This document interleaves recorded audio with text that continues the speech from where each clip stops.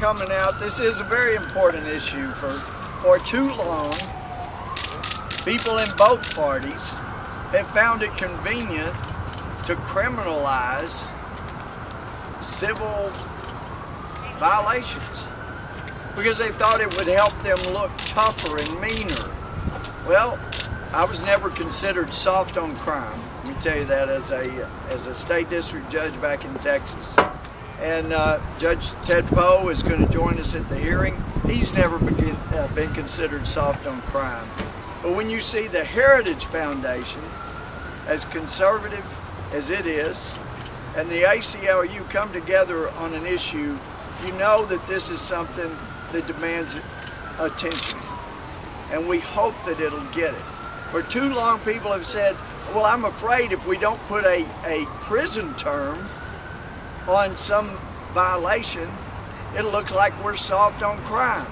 But if it's not a crime and there is no criminal intent, then the federal government should look very hard before it goes pushing into that endeavor.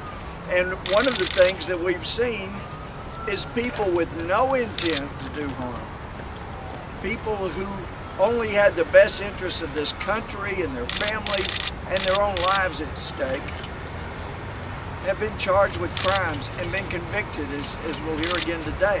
Whether it was not including a sticker with an airplane and a line through the airplane on a package, or violating Honduran regulation, which the Honduran government said may not have been, and sending somebody to prison in the U.S. for that, or arresting someone on a charge that was found to later be frivolous and holding them in jail for a period of months, and then convicting them because they abandoned chemicals because there was no intent.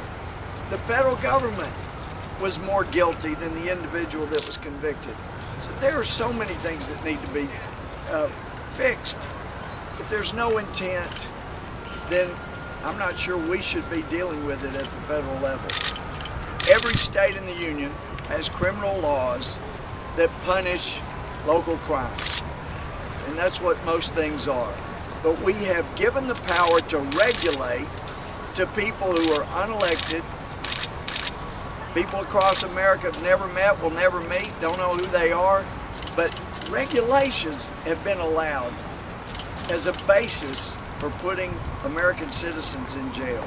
And I hope that the attention that is being brought to this will give us the impetus to change some of these laws.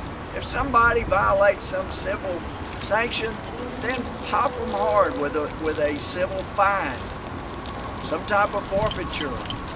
But to give more and more bureaucrats, Suburbans, and SWAT teams to come sweeping in and surround a car with their Suburbans, force it off the road, slam somebody to the ground because they didn't put a sticker on the package is really reprehensible. And it undermines the faith that people should have in their government. But I can tell you, when you see some of these laws, it sure stretches my faith in the federal government as well.